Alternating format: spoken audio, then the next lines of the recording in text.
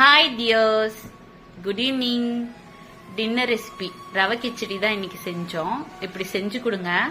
ரவை வேண்டான்னு ஒதுக்குறவங்க கூட சாப்பிடுவாங்க கேட்டு. ஃபர்ஸ்ட் ஒரு வாணல்ல ரவையை போட்டு ரோஸ்ட் பண்ணிடணும். ரோஸ்ட் பண்ணிட்டு அது ஒரு பாத்திரத்துல டிரான்ஸ்ஃபர் பண்ணிட்டு அதே வாணல்ல கொஞ்சம் எண்ணெய் விட்டுக்கணும். எண்ணெய் கொஞ்சம் அதிகமாகவே விட்டுக்கோங்க.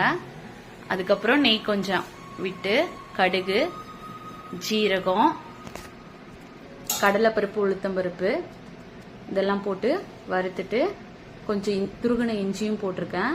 அப்புறம் வெங்காயம், பச்சை மிளகா, வரமிளகா ஒன்று கிள்ளி போட்டிருக்கேன்.